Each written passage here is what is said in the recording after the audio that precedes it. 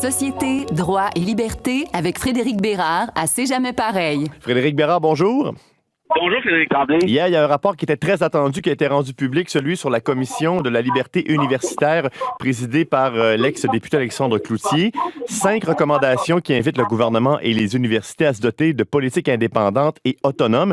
On invite même le gouvernement à même mettre en place une loi. C'est un rapport attendu. Est-ce que les conclusions sont à la hauteur des attentes?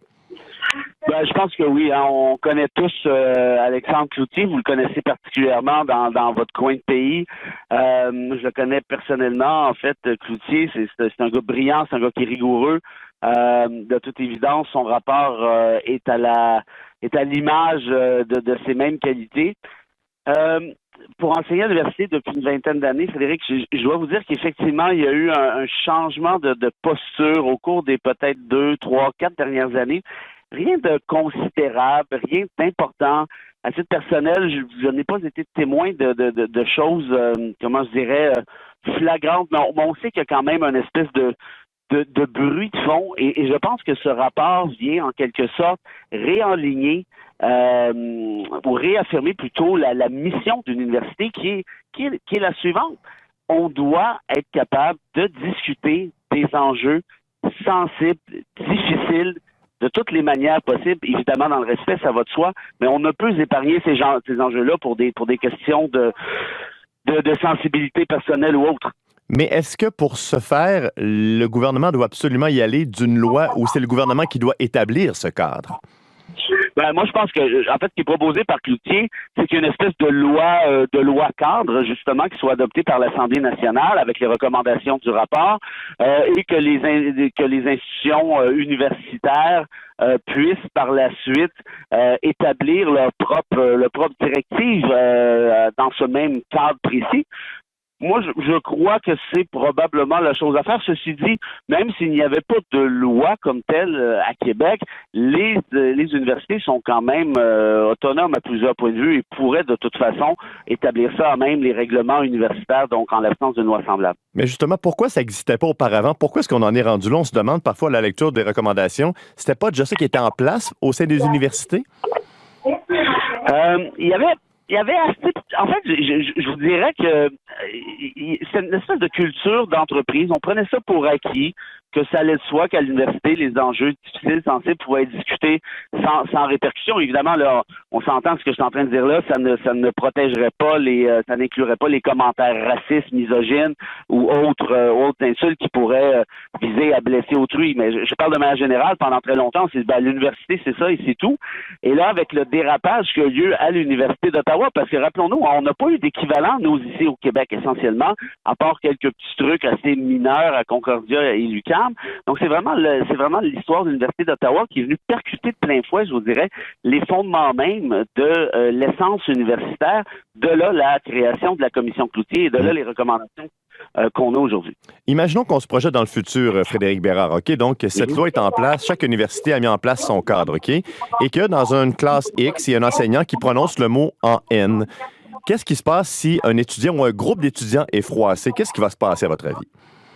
Il y a la recommandation la plus importante du rapport Cloutier, à mon avis, que je l'ai regardé hier, on en a parlé, vous et moi.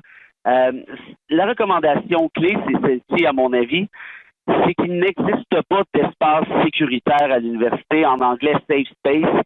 En d'autres termes, toutes les idées sont les bienvenues, tout peut être débattu, sans exception. Et ça, je pense, envoie un message très, très clair en disant ce n'est pas vrai qu'on va escamoter des enjeux pour des raisons de sensibilité. Ceci dit, ma position est plus nuancée en rapport au mot en N. Quand l'affaire de lieutenant Duval était sortie l'année dernière, j'étais parmi ceux qui disaient, voyons, elle n'a pas eu l'intention d'insulter, donc le mot comme tel ne devrait pas être banni s'il est utilisé à des fins d'analyse historique ou sociologique, par exemple. Or, voyez-vous, ma position a évolué là-dessus, dans l'optique où est-ce qu'on a vraiment besoin même de prononcer le mot en question, sachant le traumatisme que celui-ci cause auprès de la communauté noire?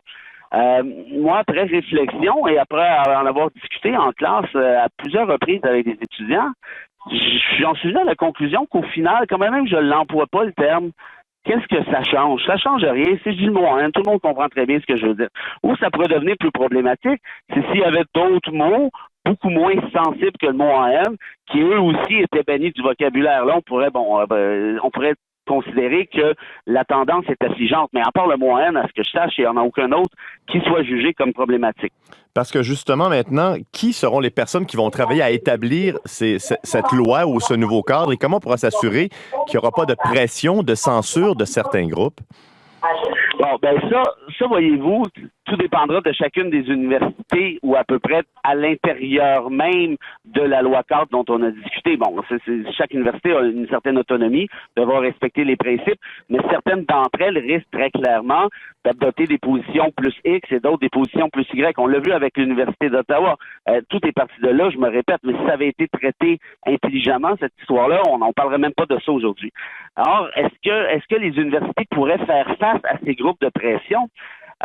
Et ça, il faudrait partir de la prémisse qu'il y a des groupes de pression. Et comme je le répète, à mon sens, ça n'existe pas réellement dans les faits. Est-ce qu'on peut être plus prudent que moi? Oui. Mais pour répondre plus précisément à la question, je crois que la loi cadre et surtout le rapport Cloutier dans son esprit, lorsqu'il vous dit il n'y a pas d'espace sécuritaire à l'université, ben ça me semble assez clair que le message est le suivant, c'est la claque derrière l'épaule des universitaires en disant faites votre travail en toute quiétude, ne vous inquiétez pas, vous ne perdrez pas votre job, comme lieutenant Duval est passé à travers un processus absolument